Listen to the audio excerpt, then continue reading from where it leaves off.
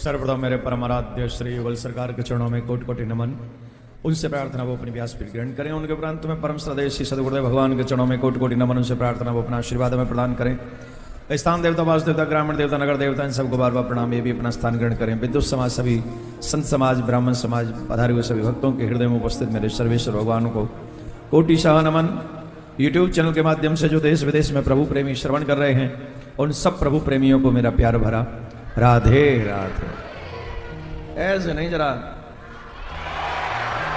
और जोर से बोलिए। वार्तालाप कोई करे नहीं, कथा में अपना ध्यान लगाएं। भगवान की पावन पवित्र पतित को भी पावन करने वाली ऐसी श्रीमद् भागवत महापुराण की यह अद्भुत कथा, जिस कथा को श्रवण करके इस संसार के बड़े से बड़ा पापी भी एक क्षण में तर जाता है। यह कलयुग का ही प्रभाव है, जिसके कारण सप्ताह श्रवण करने के लिए भी मनुष्य मन से तैयार नहीं हो पाता। हमारे ही नजदीक बहुत पास कथा होती है और हम सोचते हैं कि चलो एक दिन तो अवश्य कथा में चलेंगे। कोई एक दिन जाता है, कोई 2 दिन जाता है, कोई 4 दिन जाता है, कोई तो 6 दिन जाता है, 1 दिन छूट जाता है। पर कोई बिरले भाग्यवान होते हैं जो 7 दिन कथा सुनकर अपना और अपने पितरों का कल्याण करते हैं। बिरले होते हैं। आप सोचिए इस कथा का महात्मा क्या हो सकता है। आप जब भी सोचने बैठेंगे तो इसका मैं तो थोड़ा भी चिंतन करेंगे तो समझ में आएगा।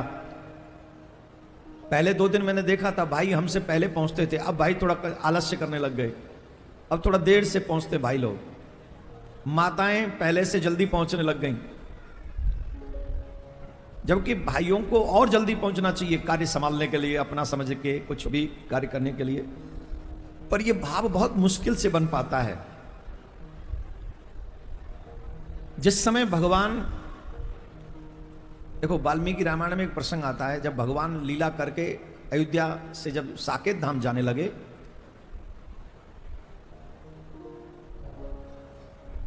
तो घास तक की, जो अयोध्या की घास थी, वो भी भगवान श्री राम के साथ गई साकेत। घास भगवान श्री राम के समय की अयोध्या में 2 ही जगह है, 2 ही चीजें हैं वहां। एक तो वो धरा और एक वो सरयू, और वहां कुछ नहीं रहा था। सब भगवान के धाम चले गए, भगवान के दर्शन हुए, भगवान के साथ रहे, तो फिर पृथ्वी पे काहे को रहेंगे? वो तो सब चले गए, वृक्ष भी चले गए, सब चले गए, बस सरयू रही। सरयू क्यों रही? हम सबका कल्याण करने के लिए। धरा जिस पे लोग आए, उस जगह पे रहें, उस पुण्य को प्राप्त कर सके, इसके लिए। तो जिस समय भगवान श्री राम साकेत जाने की तैयारी कर रहे थे, सबने तैयारी कर ली थी, तो जब भगवान विराजमान होने लगे जाने के लिए, उस समय हनुमान जी ने भगवान श्री राम को प्रणाम किया।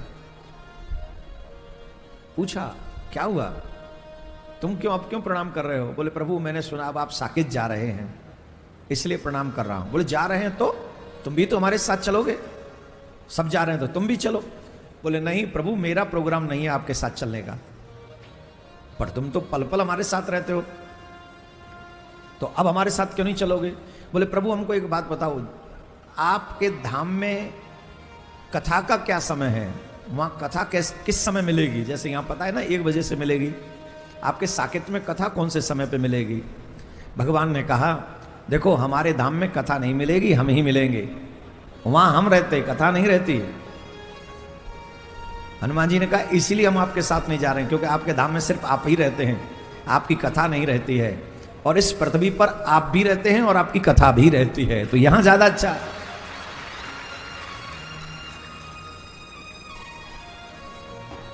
यहां आप भी हैं, आपकी कथा भी है, इसलिए मैं इसी पृथ्वी पे रहूंगा। भगवान श्री राम ने कहा इस पृथ्वी पे कथा के अलावा क्या करोगे? हनुमान जी ने कहा जो आप कहेंगे। बोले तो सुनो, इस पृथ्वी पर रहकर सेवा करना। किनकी? बोले जो कथा करते हैं और जो कथा सुनते हैं उनकी कामना भी पूरी करना और उनकी सुरक्षा भी सुनिश्चित करना। धीरे बजाओ, तुम्हें तो विश्वास होगा नहीं क्योंकि हम बोल रहे हैं। भगवान श्री राम ने कहा जो हमारी कथा कहें और जो हमारी कथा सुने उनकी सुरक्षा सुनिश्चित तुम करना, उनकी रक्षा करना। कलयुग में आप अपनी रक्षा कराने के लिए हॉस्पिटल जाते हैं, आप अपनी रक्षा कराने न जाने कहां झाड़ फूस करवाने जाते हैं, आप अपनी रक्षा कराने, घर की रक्षा कराने जन कहां इधर उधर भटकते रहते हैं, पर इन सब के बावजूद भी हमारी रक्षा नहीं हो पाती, नहीं हो पाती हमारी रक्षा सुरक्षा, ना हेल्थ वाइज ना वेल्थ वाइज, सब गायब है हमारे हाथ से। लेकिन जब हम मन क्रम वचन से हनुमान जी की तरह भगवान की कथा से प्रेम करते हैं, मैंने कल पहली बार देखा कि भाई लोग थोड़ी देर से आए, आज देखा आज फिर देर से आए, तो मुझे हनुमान जी का यह प्रसंग याद आ गया। एक हनुमान जी हैं जिन्होंने कथा के लिए भगवान का धाम छोड़ दिया कि हम आपके धाम नहीं जाएंगे, और एक हम हैं कि संसार के जगत के न जाने किन किन कामों के लिए हमने भगवान की उसी कथा को छोड़ दिया। छोड़ा नहीं मीन्स आए पर आराम आराम से हिलते डुलते, मीन्स कोई ज्यादा वो नहीं है कि नहीं मुझे पहले बैठना, ऐसा नहीं है, जबकि ऐसा ही होना चाहिए। आप सोचिए जिस कथा को सुनने के लिए हनुमान जी धराधाम पे रह गए, वो कथा कितनी महत्वपूर्ण होगी। अगर ये कथा नहीं होती तो आपको प्रेम नहीं होता भगवान से। आज के दिन, अष्टमी के दिन, मुझे पता है कि भाइयों से ज्यादा काम घर में माताओं को होता है, और देखो माताएं तुमसे पहले भाग के पहुंच गई।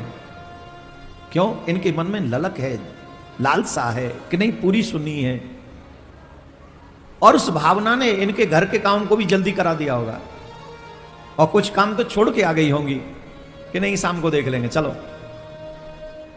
क्योंकि मैंने माताओं से कहा था महंगी महंगी साड़ी पहनना, वो निकालने में, सेलेक्ट करने में भी इनको समय लगा होगा, हालांकि ऑलमोस्ट वैसी चली आई हैं जैसी कल आई थी। क्यों? भगवान का विवाह है ना, खुद के घर का विवाह होता फिर पता चलता, खुद की बेटी का भी विवाह होता तो फिर देखो 15 किलो पाउडर लगा के आती मुंह पे।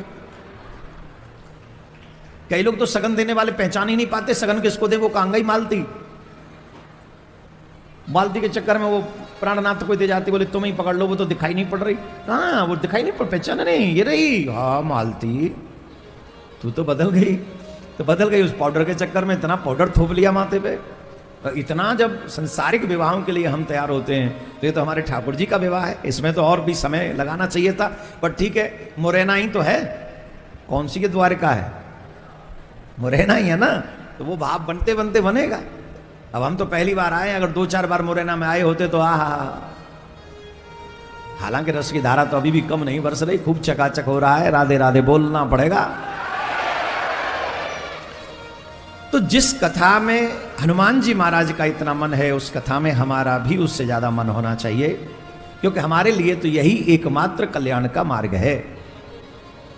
इस पावन कथा में सुखदेव जी महाराज कथा सुना रहे हैं, राजा परीक्षित सुन रहे हैं, सूत जी महाराज सुना रहे हैं, सौनकादिक ऋषि श्रवण कर रहे हैं, और बड़ा सुंदर प्रसंग यह है, इसी कथा में कल आपने श्रवण किया कि भगवान श्री कृष्ण कल गोवर्धन की परिक्रमा की थी कि नहीं करी थी ना। भगवान ने ब्रजवासियों से, और देखो भगवान आए, गुरु जी आए तो उनकी पूजा करनी चाहिए। जैसे तुम किसी दूसरे शहर में रहते हो, वहां माता जी पिताजी आ जाएं तो उनका पूजन करना चाहिए, अभिवादन करना चाहिए, आदर करना चाहिए, उससे प्रसन्न होते हैं। अब कृष्ण भगवान है ये ब्रजवासी मानते नहीं, और भगवान तो है ही, तो कैसे इनसे पूजन करवाया जाए। भगवान ने गिरिराज के रूप में अपनी पूजा करवाई। ब्रज में तीनों देवता पर्वत के रूप में हैं, जरा ध्यान से सुनिए। तीनों देवता ब्रह्मा विष्णु महेश, तीनों पर्वत के रूप में वृंदावन ब्रज में विराजमान हैं। ये जो गोवर्धन है, गोवर्धन पर्वत के रूप में भगवान विष्णु विराजमान हैं। जो नंदगांव में पर्वत है वहां नंदीश्वर महादेव, स्वयं महादेव ही पर्वत के रूप में विराजमान है वहां पर। बरसाने में ब्रह्मा जी पर्वत के रूप में, ब्रह्मगिरी पर्वत जो है वहां ब्रह्मा जी पर्वत बनकर विराजमान है, जहां सर्वेश्वरी राधा रानी बरसाने में विराजमान है। तीनों देवता पर्वत बनकर ब्रज में वास कर रहे हैं और ब्रज में सेवा कर रहे हैं। ऐसा भाग्यवान है जहां देवता भी, बड़े बड़े देवता ऋषि मुनि, कुछ नहीं मिला तो लता पता बनकर, रज बनकर, कंकण बनकर, कण बनकर उसी ब्रज में रहकर भगवान की आराधना कर रहे हैं, जो कल भी हमने आपको बताया था। बोलो राधे राधे। वही धरा धन्य है, वही स्थान धन्य है जिस धरा पर ठाकुर जी के नाम का गुंजायमान होता हो, जयकारे लगते हो, ठाकुर जी के दीवाने रहते हो, उससे अच्छा स्थान कोई हो ही नहीं सकता। आप ये समझ लीजिए। ब्रजवासी ने कन्हैया के कहवे ते गिरिराज महाराज की पूजा करी और इंद्र की पूजा छोड़ दी। इंद्र की पूजा छोड़ दी। प्रेम करते हो कन्हैया से? करते हो? हाँ भैया, करते हो। प्रेम का एक ही रूल है, जो प्रियतम कहे सो करो, अपनी मर्जी मत थोपो। हम लोग भगवान से प्रेम करते, अपनी मर्जी थोपते भगवान पे, ये दे दो। गोपियों का प्रेम कैसा है? जो कृष्ण कहते हैं वो देती हैं गोपियां, वही करती हैं गोपियां। हमारा प्रेम कैसा है भगवान से? बोले हमें तो ये चाहिए, हमें ये दे दो तो तुम भगवान हो, तभी हमारा प्रेम पक्का है। अरे प्रेमी बन रहे हो कि बिजनेसमैन बन रहे हो? ये तो व्यापार हो गया कि हम तुमसे प्रेम करते, तुम्हारी आरती करते, तुम्हारी पूजा करते, इसके बदले तुम हमको ये दे दो। हमें तो जो करना है करेंगे ही, तुम सुनो न सुनो तुम्हारी मर्जी। ये भाव रखने वाला प्रेमी होता है। ब्रजवासियों के इस प्रेम की प्रशंसा पुराणों में इतनी क्यों है, शास्त्रों में इतनी क्यों है? इसके पीछे एकमात्र रीजन है, जो कृष्ण कहते हैं ब्रजवासी, ब्रज की गोप, ब्रज के ग्वाल वही करते हैं। जो कृष्ण ने कह दिया। अब बताओ, इंद्र की पूजा छोड़ना कोई छोटी बात है? हमारे ब्रज में कहते हैं पुरखा पंगत अंते चली आ रही है या की पूजा, जा रीति हम छोड़ देंगे? तुम अपने गुरु के कहने से चादर चढ़ाना नहीं छोड़ते, और ब्रजवासियों ने इंद्र की पूजा छोड़ दी। कितना अंतर है समर्पण में। देखो, हम उसको भी नहीं छोड़ते जो अनैतिक है, और ब्रजवासियों ने वो भी छोड़ दिया जो नैतिक था, जो चला ही आ रहा था। देवताओं की पूजा तो सब जगह होती है, 10 दिग्पालों को बलि भी दी जाती है, हम सब जानते हैं। पर कृष्ण ने कहा छोड़ दो, तो छोड़ दिया। और सब ब्रजवासियों ने इंद्र की पूजा छोड़कर गिरिराज की पूजा की, और इसी बात से इंद्र रुष्ट हो गया। जिन माता बहनों के केस खुले हैं, अगर बांध लें तो ज्यादा अच्छा होगा, क्योंकि आज भगवान का विवाह है। ऑलमोस्ट सबके बाल बंधे हुए, केस बंधे हुए। एक दो मुझे यहां दिख गए तो मैंने सोचा मैं मैसेज तो दे ही दूं, आगे आप वो करना जो आपकी मर्जी। आज भगवान का विवाह है ना, विवाह में कभी भी बाल खोल के नहीं जाना चाहिए, बहुत बड़ा अपशगुन है। पूजा में, कथा में, मंदिर में, भोजन में कभी बाल नहीं खुले होने चाहिए। विवाह में बिल्कुल भी बाल नहीं खुले होने चाहिए। और कितने अच्छे हैं, मैंने कहा और आपने स्वीकार कर लिया। भगवान कृपा करे हम सब सनातनियों का ऐसा ही भाव बना रहे कि कल हमारे पास में एक व्यक्ति आए और उन व्यक्ति ने बहुत गजब की बात कही। महाराज हमें आपसे एक बात कहनी है। हमने कहा कहो। हमने देखा है क्रिश्चियन भाई वही करते हैं जो पादरी कह देते हैं। ध्यान से सुनना, क्रिश्चियन भाई वही करते हैं शब्दशः जो पादरी कहते थे। मुस्लिम भाई बहनें वही करती हैं शब्दशः जो मौलवी कह देते हैं। पर हमारे हिंदू भाई वो क्यों नहीं करते जो हमारे धर्माचार्य कहते हैं। शब्द से तो छोड़ दीजिए, 10% भी क्यों नहीं करते हैं। अब इस बात का जवाब मेरे पास तो है, पर मैं दे दूंगा तो समाज बुरा मान जाएगा। हालांकि समाज बुरा माने या न माने, धर्माचार्य को सत्य ही बोलना चाहिए। जब व्यक्ति स्वेच्छा से जीवन जीता है तो फिर वो धर्माचार्यों को नहीं मानता। और वैसे भी एक बात मान लो, देवताओं से ज्यादा दैत्य धर्माचार्य ज्यादा हैं। आप दैत्यों को देखेंगे वो ज्यादा तपस्वी हैं, आप दैत्यों को देखेंगे वो ज्यादा तप करने वाले हैं। जितनी देवता अपने गुरु बृहस्पति की बात नहीं मानते, जितना दैत्य अपने गुरु शुक्राचार्य की बात मानते हैं। ये पुराण पढ़ के देख लो आप। और इसलिए बलिष्ठ ज्यादा अगर कोई है तो वो दैत्य हैं। हम क्यों नहीं है? हमारे परिवार स्ट्रांग क्यों नहीं है? क्योंकि हमने धर्म की बात को माना ही नहीं है।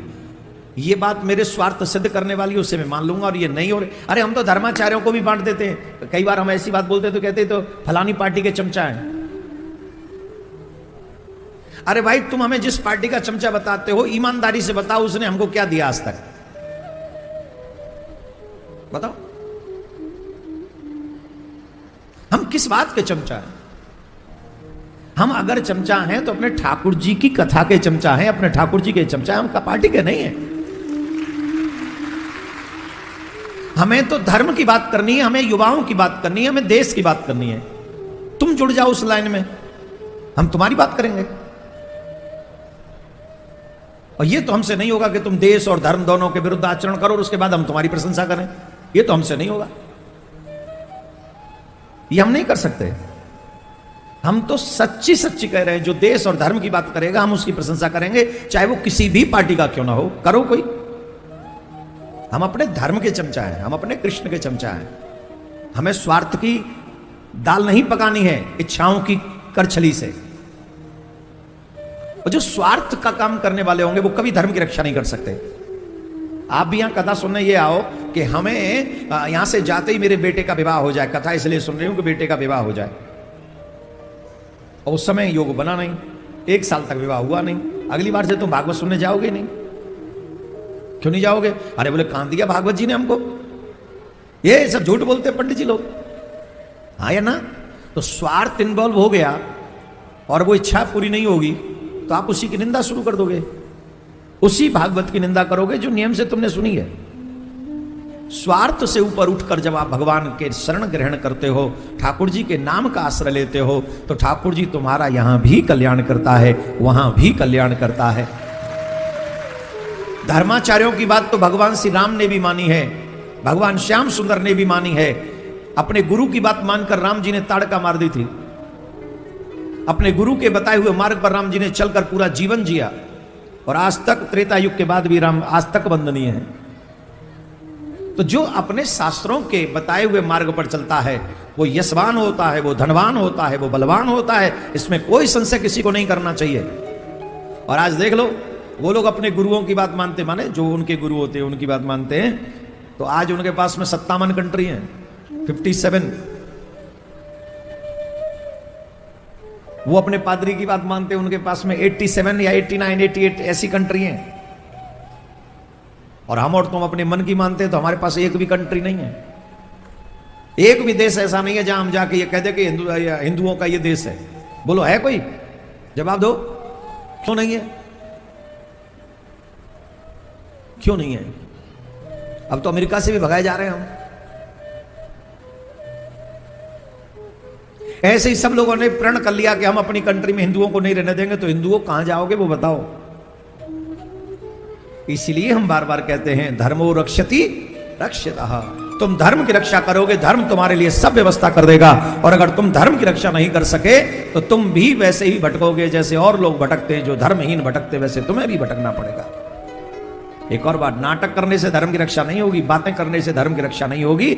अगर सड़क पे भी उतरना पड़े धर्म की रक्षा के लिए तो उतर जाओ, तब जाके धर्म की रक्षा होगी, तब हमारे अधिकारों की बात होगी। और जब तक धर्म की रक्षा नहीं होगी तब तक हम किसी काम के नहीं है। बोलो राधे राधे। हम देवी देवताओं की पूजा तो करते हैं, पर देवी देवताओं में विश्वास कम करते हैं। जितना विश्वास करना चाहिए उतना नहीं है।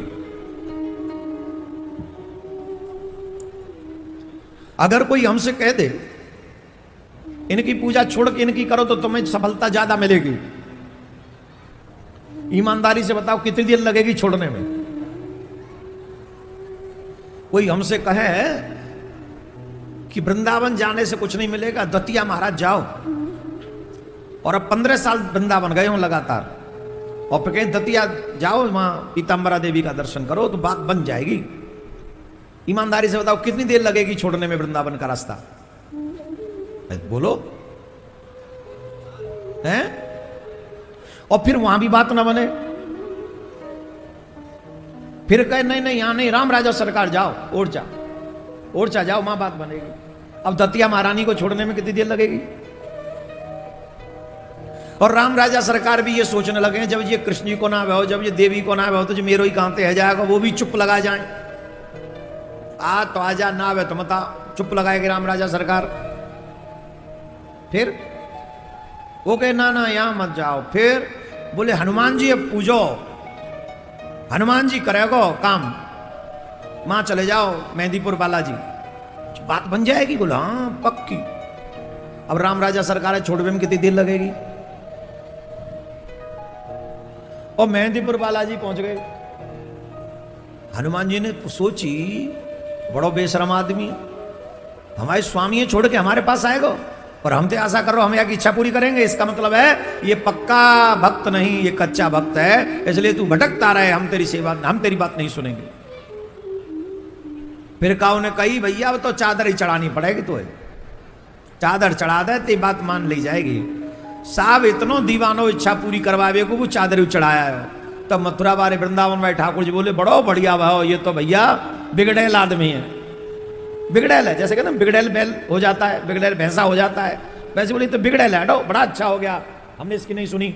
फिर वो दतिया महारानी भी पीताम्बरा मैया कहने लगी बहुत अच्छा हो गया, नवरात्रों में 2 ही नवरात्रि आया था, बहुत अच्छा हो गया, 9 दिन आ जाता तो हमें सुननी पड़ जाती, बहुत अच्छा हो गया, ये तो वहां जाके चादर चढ़ा रहा है। ऐसे ही राम राजा सरकार ने, हनुमान जी ने कही बेटा सुन अब तो पे चढ़वाऊंगा चादर, ये चादर ते फादर न सेट कर दूं तो फिर बताऊंगा, तो रुक जाने का जा। और हनुमान जी ने झटवा की मोटरसाइकिल की चेन सेट कर दी, अब ले आजा। जैसे पतिव्रता स्त्री अपने पति में मन लगाकर पूरे विश्व में ही नहीं ब्रह्मांड में भी देवताओं के यहां भी सम्मान को पा लेती है, वैसे ही अपने इष्ट में सच्ची निष्ठा रखने वाला मनुष्य परमात्मा के धाम में अपना स्थान बना लेता है, सम्मान पाता है। इसीलिए हमारे यहां कहते हैं एक है साधे सब सदे, सब साधे सब जाए। एक को अपना मान लो, गांठ मार लो उससे, वही कल्याण कर देगा आपका। मैं फिर कह रहा हूं, हमारे दुख का कारण हमारा अविश्वास है। जब तक गोविंद पर विश्वास नहीं होगा, अपने देवता पे विश्वास नहीं होगा, ये पूजा, ये पाठ, ये कथा, ये क्रम सिर्फ श्रम भर है, मात्र श्रम कर रहे हो आप और कुछ नहीं। लेकिन जब विश्वास हो जाएगा तो यूं बात करेंगे तुम्हारे सामने बैठ के, ठाकुर जी जैसे तुम किसी से अपने बच्चों से बात करते हो, ठाकुर जी तुमसे वैसे बैठ के बात करेंगे। तुम कुछ भी बोलोगे तुम्हें आंसर मिलने लग जाएगा अंदर से। कब? जब विश्वास मजबूत होगा। कभी रामदास, कभी कृष्णदास, कभी जमुनादास, कभी गंगादास, कभी हनुमान दास, कभी सुग्रीव दास, कभी विभीषण दास, जहां गए वहां के बन गए दास। और आजकल तो बड़ा दुख है, ट्रेंडिंग वाली भक्ति करने लग गए। पहले मौसमी भक्ति करते थे, नवरात्रि आ गई देवी मैया की भक्ति, शिवरात्रि आ गई शंकर जी की भक्ति, जन्माष्टमी आ गई कन्हैया की भक्ति, रामनवमी आ गई राम जी की भक्ति, और कौन आएगा वो आएगा तो बहू की भक्ति। और अब ट्रेंडिंग भक्ति हो गई है। जो महात्मा ट्रेंडिंग में चल रहा हो वो चाहे भला बतावे चाहे बुरा बतावे, उसी के पीछे पड़ जाएंगे। बोले हाँ जी हाँ ये भक्ति करनी है, ये बाबा ठीक करो। ट्रेंडिंग में व्यूज ज्यादा आ जाएं, वही भक्ति पक्की है। चाहे वो फिर काके बातें वो चटनी में सरकार क्यों ना बना दे, चटनी में से आशीर्वाद दिलवा देते हैं कई लोग, समोसा में से। आपने सुने होंगे, सुने नहीं? फ्रीज में कृपा रहती है, फ्रीज में कहां रहती है? अब हम किसी का मजाक नहीं उड़ा रहे, आई एम सॉरी अगर किसी को बुरा लगे। भक्ति इंटरनेट सेट नहीं कर सकता, भक्ति तो इनसाइड ही जब सेटिंग अच्छी होगी तब ही सेट होगी। तुम्हारे अंदर भक्ति मजबूत होनी चाहिए, तब जाके बात बनेगी। सेटिंग करनी है तो अंदर करो, जिसके लिए हमने कल भी कहा था, निर्मल मन जन सो मोहि पावा, मोहि कपट छल छिद्र न भावा। जिसका मन निर्मल है वो मुझे पालेगा। कई बार हम किसी से दीक्षा ले लेते हैं, उनको जीवन भर मुड़ के नहीं देखते, और परकम्मा लगा के भी 10 लोगों के प्रवचन सुनकर फिर कंफ्यूजन होकर अपने घर वापस आ जाते हैं। अंत में डिसाइड ही नहीं कर पाते हमें करना क्या है। ये नहीं होना चाहिए। एक साधे सब सदे। भगवान कह रहे हैं जिस देवता की तुम पूजा कर रहे हो उस देवता पर विश्वास करो। चलो गिरिराज महाराज के पास चलते हो। सब गिरिराज महाराज के पास गए। जो लोग खड़े हैं अगर आप बैठ जाएंगे तो अच्छे लगेंगे, और बैठे हुए भक्त अच्छे लगते हैं। जहां हो वहीं बैठ जाओ। बोलो राधे राधे। और धीरे बोलो, कोई सुन ले। सब ब्रजवासी गिरिराज महाराज के पास में गए, और गिरिराज महाराज ने कही तुम कहा हुआ था कि चिंता मत करो, कन्हैया हाथों तो तुम काहे को डर रही हो। गिरिराज पर्वत उठा लेगो तुम्हारो कन्हैया, बस नेक नेक लठिया लगा दियो, सहारो दे दियो। और झट कन्हैया ने अपनी कनिष्ठ की उंगली पे गिरिराज पर्वत उठा लियो। बोलो गिरिराज महाराज की राधे राधे बोलना पड़ेगा।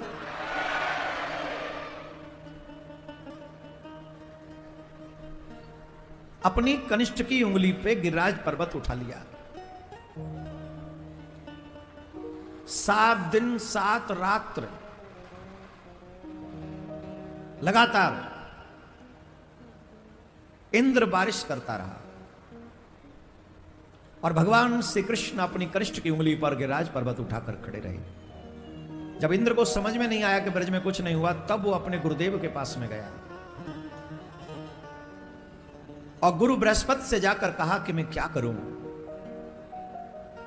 देखो, जब कोई बात समझ में ना आए तो अपने बड़ों से जाके अपने मन का संशय कहो। और वैसे हम एक और बात कहते हैं, ऑलवेज कहते हैं कि अपना दुख संसार वालों को तो कहना ही मत। इस संसार में कोई तुम्हारी सहायता नहीं कर सकता। जिनको तुम अपना दुख सुना रहे हो वो ऑलरेडी दुखी हैं, और बीमार डॉक्टर कभी बीमार इलाज नहीं कर सकता। इलाज वही करेगा जो खुद बंधा हुआ, वो तुम्हें क्या खोलेगा बताओ। तो अगर चाहते हो कि तुम्हारा दुख मिट जाए, घट जाए, तो 2 ही लोग ऐसे हैं जिनको आप अपना दुख सुना सकते हो। इनको सुनाने पर घटने के चांस 99% है कि 99% वो समाप्त हो जाएंगे दुख। और दुख समाप्त भी नहीं हुआ तो 1% अगर नहीं भी हुआ तो एक चीज की पक्की गारंटी है, वो दुख बढ़ेगा नहीं, उसी दायरे में रहेगा, बढ़ेगा नहीं। अगर अपना दुख कहना ही है तो 2 ही हैं। एक गोविंद को जाके कहो, वो कहीं सुनता है, बोल के तो देखो बहुत सुनता है। जब भी मन करे पूर्णिमा के दिन प्रिया कांजो के मंदिर में जाकर बैठो और अपना दुखड़ा सुनाओ। 11 पूर्णिमा लगातार जाके सुनाओ, फिर देखो। या तो गोविंद को सुनाओ या गुरु को सुनाओ, और किसी को अपना दुखड़ा मत सुनाओ। ये 2 ही ऐसे हैं जो तुम्हारा दुख मिटा सकते हैं, गुरु और एक गोविंद। बाकी के लोग तो यूज एंड थ्रू है। सच बता रहे हैं हम। तुम्हारे पास जो भी अच्छा होगा उसको यूज करेंगे, और जब उसका यूज हो जाएगा तो तुम्हें गोविंदाय नमो नमः विदा कर देंगे। जाओ, हो गया काम। बहुत देख ली तेरी दुनियादारी, हुई ना किसी की क्या होगी हमारी। होके दुखी हमने तुमको पुकारा, बांके बिहारी हमको देना सहारा। ये संसार किसी का हुआ नहीं है, तो जब किसी का नहीं हुआ तो तुम्हारा कैसे हो जाएगा। इतनी सी बात समझ में नहीं आती तुम्हें। इंद्र को भी जब बात समझ में नहीं आई तो इंद्र भी अपने गुरु बृहस्पति के पास में गए, और उन्होंने कहा कि जिनको तुम बालक समझ रहे हो ये बालक नहीं है, ये ब्रह्म है। तुम देवताओं का ही दुख दूर करने के लिए आए हैं, और तुम नादान हो, पहचान नहीं सके। अब क्या करें? बोले जाके उनसे क्षमा याचना करो।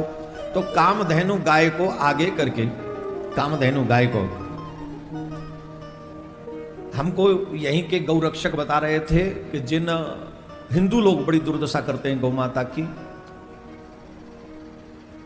मुस्लिमों के बारे में तो ऐसा सुना ही है पर हिंदू भी कम जुल्म नहीं करते हैं गायों पर। अगर गऊ आ जाए खेत में तो बहुत बुरा व्यवहार उसके साथ करते हैं। कोई बता रहे थे कि मुंह पे तार बांध देते हैं। गऊ के मुंह पे तार बांध दे, तुम्हारे मुंह में कोई रूमाल ठूंस दे तो तुम्हें कैसा लगेगा? इतनी निर्दयता हम लोग हो सकते हैं अपनी गौ माता के लिए? अरे मां पिता तभी घर के बाहर जाते हैं बुढ़ापे में जब बच्चे अच्छे नहीं होते। अगर हम हिंदू, हम सनातनी अच्छे होते तो गौ माता सड़क पे नहीं होती। हम अच्छे नहीं है इसलिए गौ माता सड़क पे है और खेतों में है। कमी हम में है, गौ माता में नहीं है। हम में कमी है।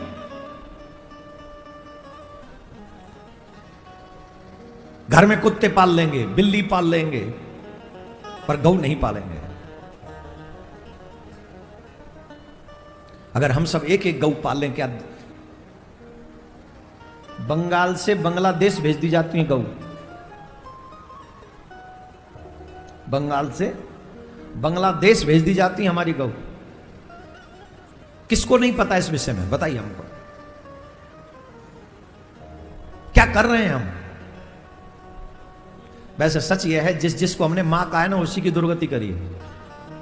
गंगा को मां कहा, आज उनकी हालत देख लो। जमुना को मां कहा, उनकी हालत देख लो।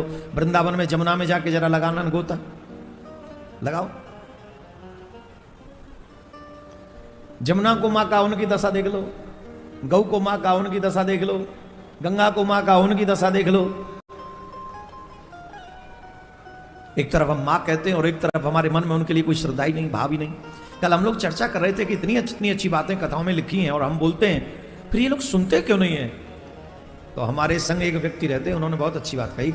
उन्होंने कहा, महाराज इन पे असर तभी तक होता है जब तक ये पंडाल में बैठे रहते हैं। पंडाल से निकलते ही कपड़े झाड़ झाड़ के निकल जाते हैं और फिर ये कोई धारण नहीं करता।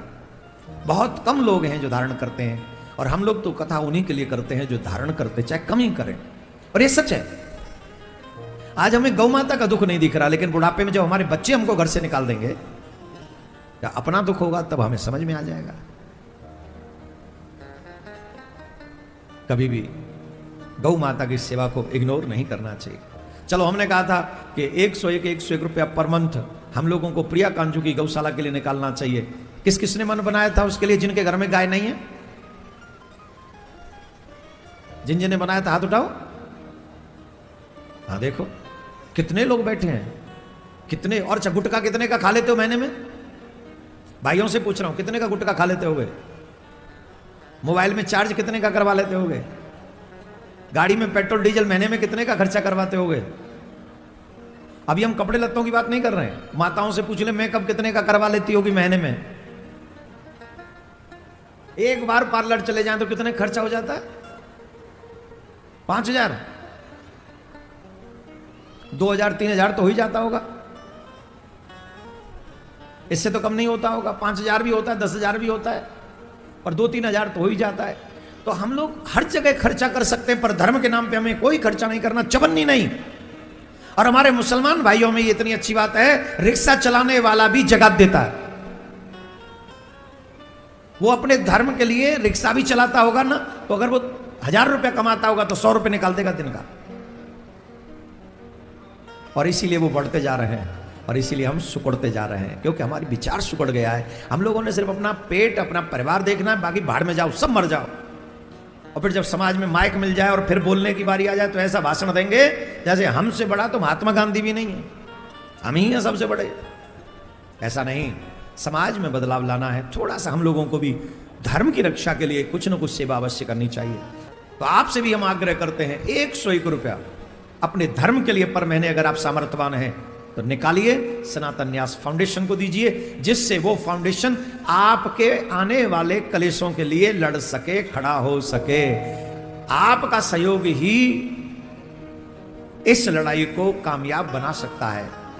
धन बल, जन बल, कैसा भी बल आप दे सकते हो तो देना चाहिए। हम अपने लिए नहीं मांग रहे, आपके कल्याण के लिए मांग रहे हैं। राधे राधे बोलना पड़ेगा। जोर से बोलना पड़ेगा। और सामर्थ्यवान लोगों को तो करना ही चाहिए। एक तो एक निर्धन है, असमर्थ है, नहीं कर सकते, उनकी कोई बात नहीं। पर जिनके पास में जो हजारों रुपए का तो गुटखा और शराब पी जाते हो, खाते हो, उन लोगों को तो करना चाहिए भाई। कुछ खर्चे बचाओ धर्म के लिए, गौ माता के लिए। कामधेनु गाय को आगे करके देवराज इंद्र चले। कामधेनु गाय को आगे किया। देवराज इंद्र पहुंचे, भगवान श्री कृष्ण के चरण शरण ग्रहण कर लिए और चरण पकड़ के कहने लगे, नमस्तुभ्यं भगवते पुरुषाय महात्मने वासुदेवाय कृष्णाय सात्वतां पतये नमः। और फिर सुरभि ने कहा, कृष्ण कृष्ण महायोगिन विश्वात्मन विश्वसंभव भवता लोकनाथेन सनाथा वयमुच्युतः। हे प्रभु, मैं आपको नमन करता हूं। हे भगवान, हे पुरुष पुरुषोत्तम, मैं आपको बार बार नमन करता हूं। मैं आप ही का बनाया हुआ इंद्र, मैं आपको नहीं पहचान सका और मैं अपमान में ये त्रुटि कर बैठा। आप हमें क्षमा करें। हे प्रभु, अब आप एक कार्य कर दीजिए, इस इंद्रासन पर किसी और को बिठाल दीजिए। मुझे अब इंद्र नहीं बनना है, क्योंकि इस इंद्रासन पर बैठकर मुझे अभिमान हो गया और मैं आपको नहीं पहचान सका। आप सबसे आग्रह, भगवान तुम्हें कितना भी बड़ा धनवान बना दे, भगवान तुम्हें कितना भी बड़ा बलवान बना दे, भगवान तुम्हें कितना भी बड़ा ज्ञानी बना दे, भगवान तुम्हें कितना भी बड़ा पदवान बना दे, ऐश्वर्यवान बना दे, वैभववान बना दे, जो भगवान को देना हो वो दे दे। जो भी कुछ तुम्हारे पास है वो सब होके उसे भगवान का प्रसाद समझकर स्वीकार कर लो, परंतु कभी भी भगवान के उस दिए हुए किसी भी विषय पर अभिमान मत करना।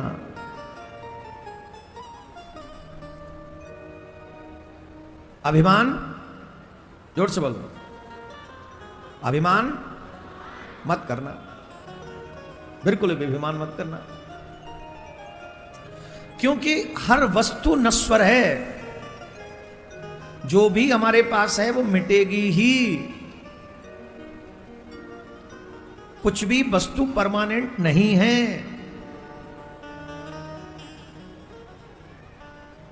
अधिकांश जब हम लोग जवान होते हैं ना, तो जवानी का जोश ऐसा होता है कि फिर हम कोई किसी की अच्छी बात तो भी अच्छी नहीं लगती हमें। फिर तो ज्ञान देने वाले माँ बाप भी मूर्ख लगते, बोलिए क्या जाने, हम लोग इंग्लिश मीडियम स्कूल में पढ़ते हैं, ये तो कहां जानते हैं, इन्होंने देखा ही नहीं है ये सब। वो अभिमान किसका है? किस बात का अभिमान है वो? जवाब दो। जवानी का। किसका अभिमान है? जवानी का। पर वो जवानी कितने दिन रहेगी? Look at your father. अपने पापा को देखो और उनके भी फादर को देखो, दादा को। तुमसे पहले तुम्हारे बाप जवान थे और उनसे भी पहले उनके बाप जवान थे। आज अपने बाप के बाप को देख ले, सेल्फी भी ढंग से नहीं आ रही, और कल यही तेरी भी दशा होगी। आज फोटो अच्छी आ रही हैं, कल नहीं आएंगी। समय बदल देगा फोटो का फीचर सब। एक कहानी है, याद आ रही है, सुनाऊं? अच्छी है, सुनाऊं? जोर से बोलो, सुनो। एक राजा के राज्य में गरीब ब्राह्मण रहा करता था। एक राजा के राज्य में गरीब ब्राह्मण रहा करता था और उस ब्राह्मण की एक पुत्री थी, और वो पुत्री बहुत सुंदर थी, जवान तो थी ही, विवाह के योग्य तो थी ही। ब्राह्मण देवता चाहते थे उसका विवाह जल्दी से हो जाए।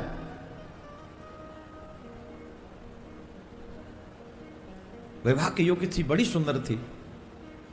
नगर के कोने में बाहर वन जैसा था, जंगल जैसा था, वहां वो रहते थे ब्राह्मण देवता। तो एक दिन राजा कहीं से भ्रमण करता हुआ आया, और राजा भ्रमण करता हुआ आया तो उस समय ब्राह्मण की वो पुत्री बाहर कहीं घर के कार्य से बाहर कार्य कर रही थी। तो राजा की दृष्टि उस पर पड़ी, और राजा की दृष्टि जब उस पर पड़ी तो ऐसा सौंदर्य उसने कभी देखा नहीं था जितना वो सुंदर थी। वो ये जानता था कि ब्राह्मण की पुत्री है, धर्म विरुद्ध है, फिर भी वो अपनी वासनाओं के अधीन हो गया और उसने मंत्री से कहा कि इस ब्राह्मण को सभा में बुलाओ।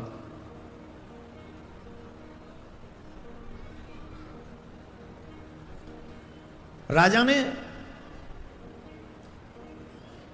ब्राह्मण को बुलाया, ब्राह्मण पहुंचे, ब्राह्मण देवता ने प्रणाम किया, राजा ने भी उनका स्वागत किया, सत्कार किया। आओ ब्राह्मण देवता विराजो, मुझे आपसे एकांत में कुछ वार्तालाप करनी है, आज्ञा करें, मैं किस लायक हूं। एकांत में ले गए और कहा कि आपकी पुत्री है जो विवाह के योग्य है। बोले जी महाराज, विवाह के योग्य, मैंने आपकी उस पुत्री को देखा है और मैं चाहता हूं कि आप अपनी पुत्री का विवाह मेरे साथ करा दें। ब्राह्मण देवता ने दोनों हाथ जोड़े, आप क्षत्रिय हैं और मैं ब्राह्मण हूं, कोई भी व्यक्ति आपके साथ अपनी पुत्री का विवाह कर देगा क्योंकि आप राजा हैं, परंतु ब्राह्मण होने के नाते मैं आपसे एक बात पूछना चाहता हूं, क्या धर्म को आप मिटा देना चाहते हैं? आप राजा हैं, आपके हाथ में सत्ता है, पावर है, आप जो चाहे कर सकते हैं, पर एक बात बताइए, धर्म कहता है क्षत्रिय को क्षत्रिय से विवाह करना चाहिए, ब्राह्मण पुत्री का विवाह आप कैसे स्वीकार करेंगे? दूसरा, प्रजा में हर व्यक्ति जो राजा के राज्य में होता है, प्रजा वो पुत्रवत होती है, पुत्रीवत होती है, तो वो पुत्रीवत हुई, उससे विवाह करेंगे तो भी आपको अधर्म लगेगा। अच्छा, ब्राह्मण देवता ने तो ये ज्ञान की बात कही, पर कामी व्यक्ति को ज्ञान अच्छा लगता है क्या? जवाब दो। जो कामी होता है, जिस पे काम सवार होता है, वासना सवार होती है, उसे ज्ञान अच्छा लगेगा? वो क्या कहेगा, फालतू की बातें करता है, आजकल कुछ नहीं, कलयुग चल रहा है, यही कहेगा ना, यही तो कलयुग चल रहा है, वहां चल रहा है, तुम्हारा तेरा बाप चल रहा है, ठोक देगो वहां, लाल लाल डंडा पड़ता है वहां, सबरी लाल पी रहे जाओ। खैर मुझे क्या, तो बोले उसको समझ में नहीं, बोले तो सुनो, तुम्हारे पास सिर्फ 15 दिन है, 15 दिन में अगर तुमने अपनी बेटी का विवाह हमारे साथ नहीं किया तो मेरे लोग जाएंगे और वहां से तुम्हारी बेटी को ले आएंगे, और भागने की कोशिश मत करना, चारों तरफ मेरे सैनिक ही हैं वहां। निर्बल ब्राह्मण क्या कर सकता है? रोते हुए कुटिया में आया, बहुत जोर से रो रहे थे। पुत्री ने पूछा, आप रोते क्यों हो? क्या हो गया? आप तो राजा के यहां गए थे, ऐसा क्या हो गया कि आप रो रहे हैं? बोले नहीं पुत्री, मैं तुम्हें नहीं बता सकता। आप बताइए, मुझे नहीं बताएंगे तो किसको बताएंगे? मैं पुत्री हूं आपकी, आप बताइए आज्ञा करिए। कहा, राजा तुमसे विवाह करना चाहता है जो अनुचित है, राजा भी नरक में जाएगा और कन्यादान करने पर मैं भी नरक में जाऊंगा, मैं क्या करूं? पुत्री ब्राह्मण की थी, समझदार थी, कोई ना समझ तो थी नहीं। उसने कहा, पिताजी 15 दिन दिए हैं ना उसने, उनको जाके कह दो 14वें दिन में आके मिलूंगी उनसे, और उसके बाद वो डिसाइड करें, मैं तैयार हूं विवाह करने के लिए। क्या कह रही? बोले कहो तो ठीक। ब्राह्मण देव गए और राजा से कहा कि 14वें दिन मेरी बेटी आपसे मिलेगी, उसके बाद आप जैसा उचित का समझेंगे। वो ठीक। राजा अपनी फिटनेस पे ध्यान देने लगा, बढ़िया इत्र वित्र फिटकने लगा, बढ़िया रोज सेविंग शूविंग करवाने लगा, खूब दंड कुश्ती करने लगा, जिससे जब वो ब्राह्मण पुत्री देखे तो मोहित वो भी हो जाए जैसे मैं हूं। अपनी फिटनेस पे पूरा ध्यान दे। 14वें दिन शाम के समय ब्राह्मण पुत्री अचानक से महल में प्रवेश करती है। जहां राजा बैठे थे वहां तक पहुंची, और जैसे ही वो पुत्री पहुंची तो राजा उसे पहचान नहीं सका और डर गया। डर गया वो। तुम कौन हो? मुझे पहचाना नहीं? मुझे नहीं पहचाना? अरे हो कौन? बोले मैं वही हूं जिससे तुम विवाह करना चाह रहे थे। तुम कैसे हो सकती हो? तुम तो ये नहीं हो। बोले कुछ नहीं, मैं ही हूं, और थोड़ा सा अंतर है। बोले क्या अंतर है? ये अंतर आया कैसे? बोले बहुत इजी था, मैंने 14 दिन से कुछ खाया ही नहीं।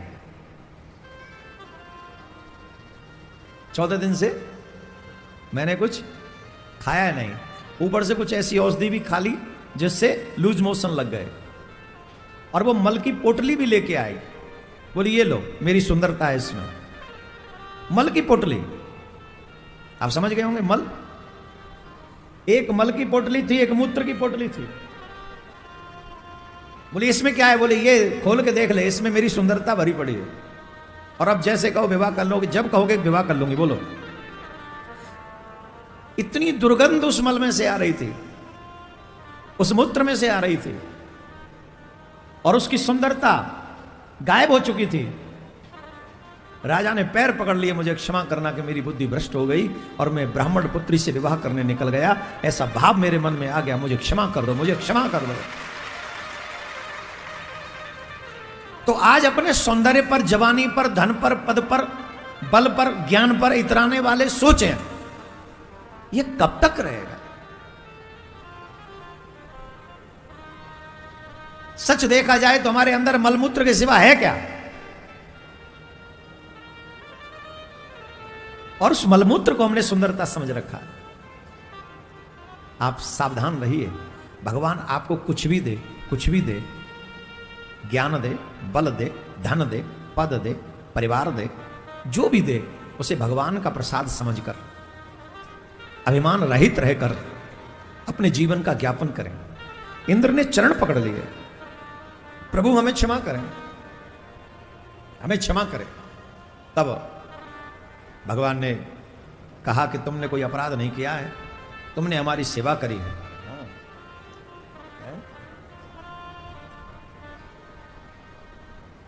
राधे राधे बोलना पड़ेगा। आप समझ गए क्या? भगवान जैसा दयालु नहीं है कोई। इंद्र के कारण ठाकुर जी को 7 दिन गिरिराज पर्वत उठाना पड़ा अपनी उंगली पर।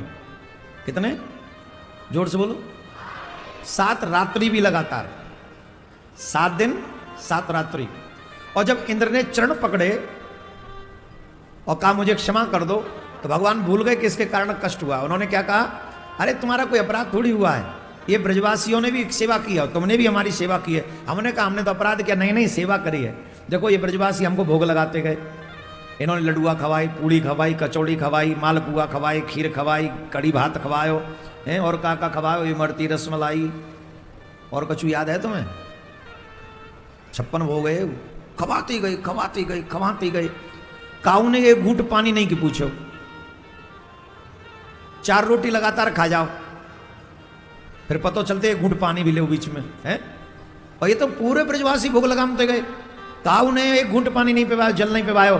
तुमने बड़ो अच्छो करो, तुम इतनी वर्षा नहीं करते तो मैं प्यासो रह जातो। ब्रजवासी ने भोग लगाए हो और तुमने मुंह को जल पिवायो, बहुत ये तुम्हारी सेवा है। आलसी, जोर से बोलो, नहीं कर, जोर से बोलो। कितना आनंद आता है जब तुम बंसी वारे की जय बोल तकाओ, ऐसा लगा तो जैसे बंसी वारो ही बैठे हो जहां। सही में भगवान श्री कृष्ण को इंद्र ने क्षमा मांगी और भगवान ने उस अपराध को भी सेवा कहा। उसके बाद गौ माता ने, सुरभि माता ने भी कहा, संसार के लिए चाहे जो भी रहा हो, हमारे लिए तो आप ही इंद्र हैं। सुरभि मां ने एक नाम दिया श्री कृष्ण को, गोविंद। क्या नाम दिया? जोर से बोलो। इस नाम का बहुत बड़ा फल है, न जाने कितनी एकादशियों का फल, कितने जन्माष्टमियों का फल, कितने यज्ञों का फल, 100 कल्पों तक, 100 कल्पवास प्रयागराज में करने का फल जो होता है उससे भी अधिक मात्र गोविंद नाम उच्चारण करने से फल मिल जाता है। इतना प्रिय भगवान को, इतना प्रिय है ये गोविंद नाम, क्योंकि गौ माता ने दिया है। और भगवान श्री कृष्ण को गौ बहुत प्रिय है। कहते हैं जिसकी कोई भी ग्रह खराब चल रही हो, अब वो सिर्फ गौ को हरा चारा खिलाया करे, सिर्फ गौ को हरा चारा खिला दिया करे, उसकी सारी ग्रह अलोप हो जाती है। सब देवी देवता तो गौ में ही वास करते, तो गौ माता को हरा चारा खिलाने से शनि भी ठीक, राहु भी ठीक, केतु भी ठीक, मंगल भी ठीक, शुक्र भी ठीक, और बृहस्पति तो ठीक रहते ही हैं। इतना गुण है गौ माता। कल हम महाराज जी के गौशाला में गए थे, इतनी सुंदर गौशाला, और आपके तो पास में ही है गौशाला। अपने हाथों से गौ माता की सेवा करो। अगर हम सब मिलकर गौ माता की सेवा करेंगे तो गौ माता को भटकना नहीं पड़ेगा। भगवान श्री कृष्ण भी गौ माता की सेवा करते हैं। तो गौ माता का ही दिया हुआ नाम है गोविंद। हम तो कह रहे अपने घर में एक बच्चे का नाम गोविंद जरूर रख लो, कुछ नहीं तो बुलाया ही करो गोविंद कह के। नाम चाहे जो भी हो, घर में गोविंद कह के बुलाओ उसे। एक गोविंद नाम अवश्य अपने घर में रखो, जो तुम्हारे मुंह से बार बार वो निकले, बार बार निकले। बहुत बड़ा पुण्य है। गौ माता ने दिया है इस नाम को, भगवान बहुत प्यार करते इस नाम से। फिर देखो, इंद्र का मान मर्दन किया, अग्निदेव का मान मर्दन किया, वरुण देव का मान मर्दन किया। इसके बाद भगवान श्री कृष्ण ने जो सबसे जटिल है, सबसे कठिन है, सबसे मुश्किल है, उसका नाम है कामदेव। बड़े से बड़े ध्यानी, बड़े बड़े ज्ञानी इस काम के अधीन हो जाते हैं। बड़े बड़े ज्ञानी ध्यानी भटक जाते हैं। उस कामदेव को भी ठिकाने लगाना था। मदनो मनमथो मारो प्रद्युम्नो मिनकेतन। रास में जहां से रास पंचाध्यायी प्रारंभ होती है, पहला श्लोक है भगवान पिता रात्रि शरदोत फुल्ल मल्लिका भीक्षरन्तुम मनश्चक्रे योगमायामुपाश्रितः।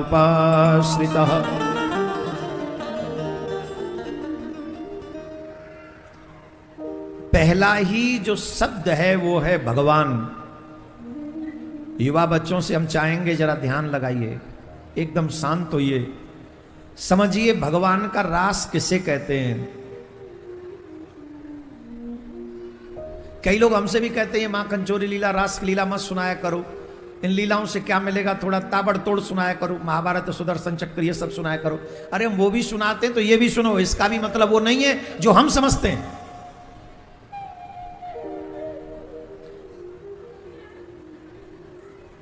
इसका मतलब क्या है? ए मैया, मैया सबसे आगे बैठी हो आप प्लीज। आज छठा दिन हो गया यही बात बोलते बोलते, कभी आपको बोलते हैं, कभी किसी को बोलते हैं। आगे वाली रो में बैठने वाले व्यक्ति तो इतने गंभीर होने चाहिए कहीं भी कथा में, खुद भी हिले नहीं, दूसरे को हिलने दे नहीं, तब कथा समझ में आती है। जिस रास को ब्रह्मा नहीं समझ सके उसे तुम समझ जाओगे। ये तो भागवत कृपा करे तब भली समझ में आए। चलो अब हम सुनाते नहीं महाराज, कुछ और कथा सुनाते हैं, कुछ और प्रसंग सुनाएंगे। बोलो राधे राधे। भगवान ने अनेकों कार्य ऐसे किए जो बड़े बड़े जो अभिमान के प्रतीक हैं उनको नष्ट करने के लिए। चाहे वो अग्निदेव हो, दावानल अग्नि का पान कर लिया, गिरिराज पर्वत को उन्होंने अपनी उंगली पर धारण कर लिया, पूतना का वध किया। एक और बहुत सुंदर प्रसंग आता है, कालिये नाग को नाथना।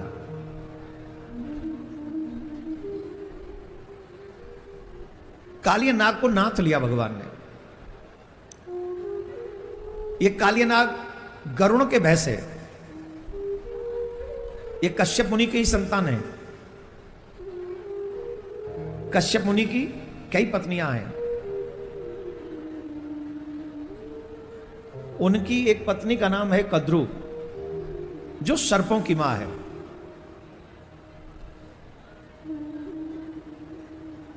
उस कद्रु से कई सर्प हुए, चाहे वो शेषनाग हो, चाहे वो वासुकी हो, चाहे वो कालिये नाग हो।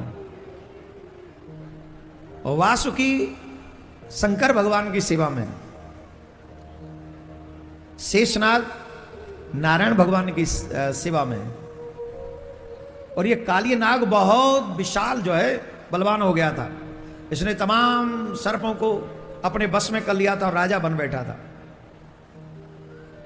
तो एक दिन गरुण जी ने इसे बहुत मारा, जान बचा के भागा वहां से वो। और जमुना में आके छिप गया। इसके जमुना में छिप जाने के कारण जमुना जी का जल विषयुक्त हो गया। और जब जमुना जल विषयुक्त हो गया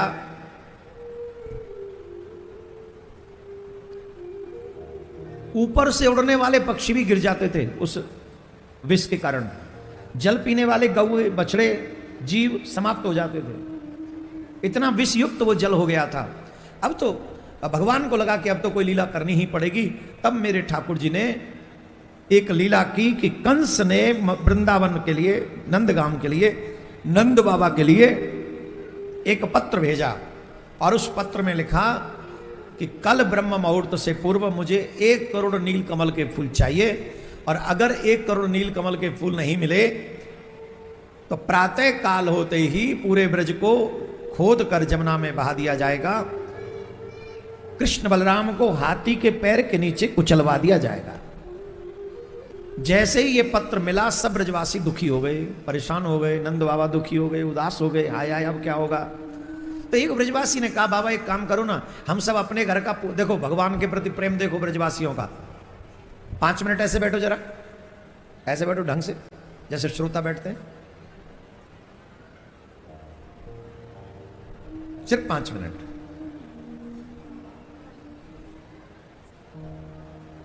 भगवान से प्रेम का स्वभाव कैसा है, हम कैसे समझे कि हमें भगवान से प्रेम है, हमारा स्वभाव कैसा होना चाहिए उनके लिए। ब्रजवासियों से सुनो। एक ब्रजवासी बोले बाबा एक काम करो, हम सबन के पास में जितनों भी धन है, चाहे वो स्वर्ण धन है, मुद्रा धन है, चाहे वो गौ धन है, हम सबरो धन जाए के बाद कंस को दे देंगे और कह देंगे भैया तू अपने आप ही नील कमल के फूल मंगा ले, पर हम ते कछु मत के, हमारे कृष्ण बलराम ते कछु मत के। नंद बाबा ने कही भैया ब्रजवासी हो तुम बड़े भोरे हो, कहा कंस के पास काउ धन की कमी है, वहां पे धन की क्या कमी, वहां पे तो बहुत धन है, बहुत बहुत बहुत धन है, कोई कमी ना वहां पे। वहां धन की कोई आवश्यकता नहीं है, वो तो मेरे कृष्ण बलराम थे, द्वेष माने जामा ऐसे कर रहे हो। एक ब्रजवासी ने कही बाबा एक काम करें, हम सब चल के वाके पांव पकड़ लें, हम सब चल के वाके पांव पकड़ लें और कहें भैया हम पे दया कर दे। नंद बाबा बोले वो बड़ा दुष्ट है, जाने अपनी बहन को ही कारागार में बंद कर दियो हो, वो हम पे कहा दया करेगा। एक ब्रजवासी बोले बाबा एक काम करें, बोले कहा मैं चले जाऊं कंस के पास में और कंस से कहूं जो भी दंड तो एक कृष्ण बलराम को देनो तू मोह दे ले, पर मेरे कृष्ण बलराम ते कछु मत कहे। सब ब्रजवासी बोले हम भी तैयार हैं, हमें जो दंड देना हो कृष्ण बलराम को वो हमें दे ले, पर कृष्ण बलराम ते कछु मत कहे। अब बताइए प्रेम की क्या सीमा होगी। उसने तो लिख के भेजा है कृष्ण बलराम को हाथी के पैर के नीचे कुचलवा देंगे, और हर ब्रजवासी क्या कह रहा है, उसने लिख के भेजा है कि हाथी के पैर के नीचे कुचलवा के मरवा दिया जाएगा, है ना। और सब ब्रजवासी करें वो दंड हमें दे दे, पर हमारे कृष्ण बलराम से कछु मत कहे। या प्रेम की का सीमा होगी। नोट करो, नोट नोट। हमारा नाम देवकी नंदन है। का नाम है जी? ब्रज में रहते हैं देवकी नंदन, तो बंसी बजाते हैं, और जब द्वारका चले जाते हैं वो देवकी नंदन तो सुदर्शन चक्र चलाते हैं।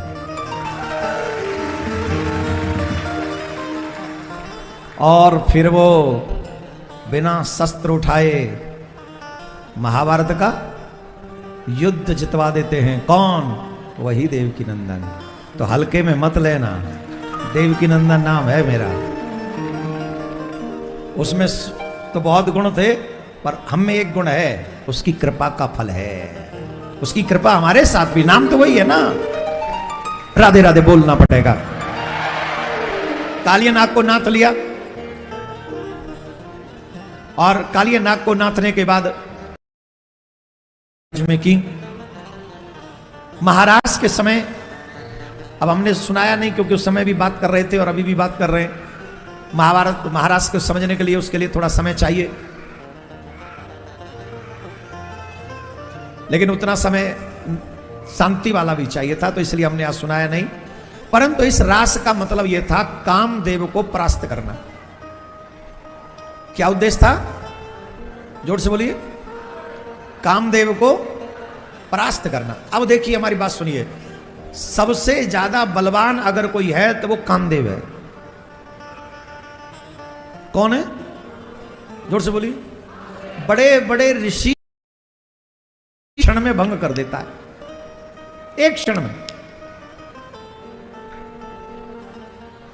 औरों की तो बात छोड़ो, ब्रह्मा जी को भी नहीं छोड़ा इसने, शिव जी को नहीं छोड़ा, फिर हमारी तुम्हारी बात तो करें क्या? आप जानते हो कामदेव के विषय में यह कहा जाता है, व्यास जी महाराज ने कहा है, मर्यादा का पालन करने के लिए बहुत सावधानी बरतनी चाहिए। जवान बहन के साथ जवान बेटे को कभी रात्रि में नहीं रहना चाहिए अकेला। जवान बेटी के साथ भी पिता को अकेले नहीं रहना चाहिए। ये मर्यादाओं का पालन। और आप कहेंगे हम नहीं मानते, क्या उल्टे ऊट पटांग बातें आप बताते हो? आजकल जो न्यूज मिल रही है आपको सुनने को, क्या उन न्यूजों को सुनने के बाद भी शास्त्रों की बातों पे बिलीव नहीं होता? क्या नहीं होना चाहिए? बिलीव होना चाहिए कि नहीं? यहां पत्रकार बंधु भी बैठे हैं, ईमानदारी से बताओ कोई रिश्ता बचा है जो दूषित ना हुआ हो? जवाब दो। जिनके हाथों हम अपने, ये जो बहन बेटियां हैं, जिन लोगों के साथ अपने आप को सुरक्षित महसूस करती थी, आज उन्हीं के द्वारा ये डराई धमकाई जा रही है। ये कई बार अपने मन की बात नहीं कह पाती हैं। शर्म लाज ये सब इनके मन में है, और कई बार तो जो जिनकी सुरक्षा करने की गारंटी है वही इनको कष्ट पहुंचा रहे हैं। जिन रिश्तों को हम बड़ी मर्यादा में देखते हैं वही घूर घूर के देखते हैं। और माता बहनों में समझ होती है, वो देखने के तरीके से बता लेते हैं कि समय कौन सी नीच दृष्टि से देख रहा है। इसलिए हम आपसे निवेदन कर रहे हैं, अगर पैसे के पीछे ही दौड़ते रहे ना, परिवार नहीं बचेंगे। परिवार को बचाने के लिए पैसे की जरूरत है, पैसे के लिए परिवार को बलि का बकरा बनाने की जरूरत नहीं है। अरे जब पैसा परिवार ही नहीं होगा तो पैसे का क्या करोगे बताओ? तो सबसे पहले जो आवश्यक है वो ये कि हम अपने परिवार में अपनी बहन, अपनी बेटी, अपनी पत्नी, अपनी मां और छोटे भाई की पत्नी, बड़े भाई की पत्नी, जो भी देवियां हमारे घर में हैं, उनको ये प्रमाणित करें कि तुम इस घर में हमारे द्वारा सुरक्षित हो, तुम्हारे ऊपर कोई भी आंच नहीं आएगी जब तक हमारे प्राण हैं। ऐसी सुरक्षा अपने घर की देवियों को प्रदान करो।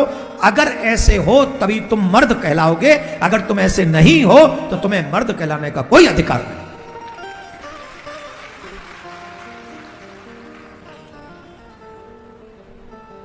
मैं इधर नहीं देखूंगा माता बहनों की तरफ, पर इनसे क्वेश्चन का आंसर चाहता हूं। मैंने जो अभी कहा वो सही है कि गलत है?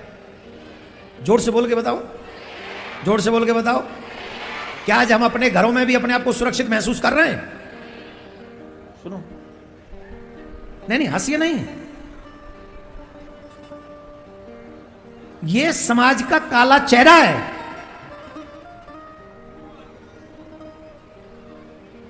और अगर समाज इसे नहीं देखना चाहता तो यह समाज की कायरता है। सबसे पहला काम है ये मन से ये महसूस करे कि मैं इस समाज में, इस परिवार में सुरक्षित हूं। कोई भी पुरुष आकर, कोई भी आए तो इन्हें यह नहीं लगना चाहिए कि मैं इसके सामने असुरक्षित हूं। और ऐसे समाज का निर्माण अगर कोई कर सकती है तो वो है रामायण, वो है गीता, और वो है हमारा सद्भावना, सद्विचार।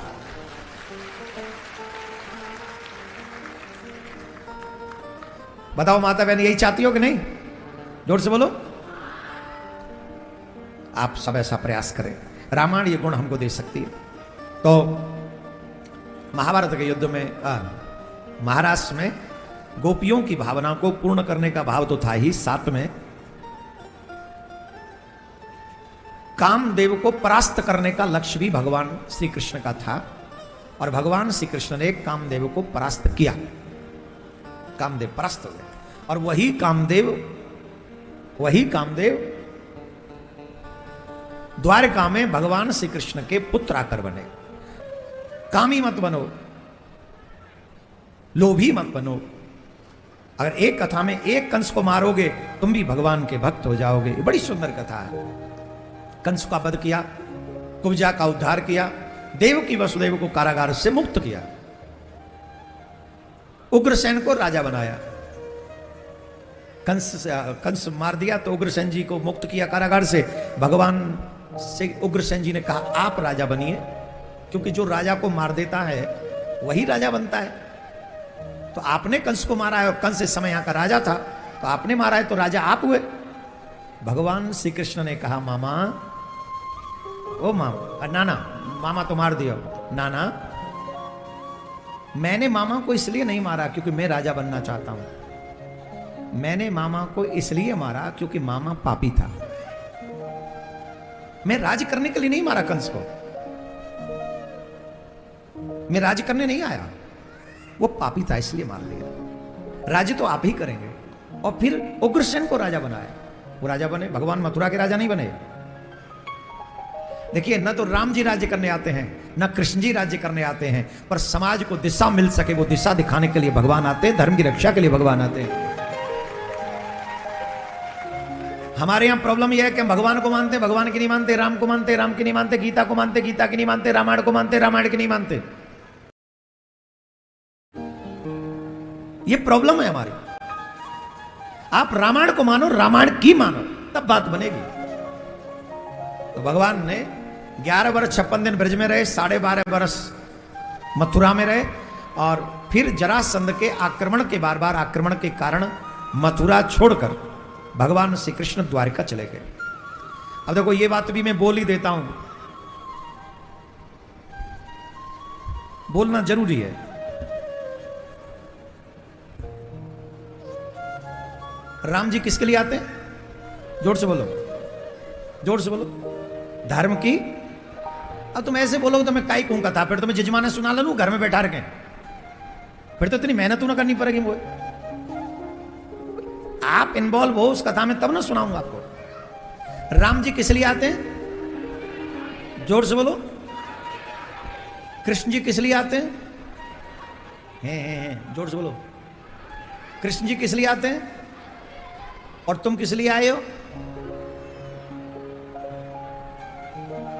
बोले भोजन करने के लिए, बड़े बड़े मकान बनाने के लिए, 5 पप्पू पैदा करने के लिए। किस लिए आए हम? हम भी धर्म की रक्षा करने के लिए ही आए हैं, क्योंकि हम उसी राम के वंशज हैं, हम उसी कृष्ण के वंशज हैं, और उन्हीं के बताए हुए परंपरा का निर्माण करने का दायित्व हमारा है। धर्मो रक्षति, धर्मो रक्षति। अच्छा बताओ, मथुरा में कृष्ण भूमि के मंदिर का निर्माण होगा तो धर्म की रक्षा होगी कि नहीं होगी? होगी कि नहीं होगी? वो रक्षा करनी चाहिए कि नहीं? ऐसे कुछ नहीं होगा। एक बार अपने आप मंदिर बनता हुआ दिखेगा, कसम से चकाचक हो जाएगा। भगवान श्री कृष्ण द्वारका चले गए धर्म की रक्षा के लिए, और वहां उनको रुक्मिणी जी का पत्र मिला, और रुक्मिणी जी का पत्र पढ़ के भगवान श्री कृष्ण पहला विवाह रुक्मिणी जी के साथ में करते हैं। आप सबसे हमारा आग्रह है, शांति पूर्वक बैठे रहें, और रुक्मिणी जी के विवाह में आप लोग सभी सम्मिलित होंगे।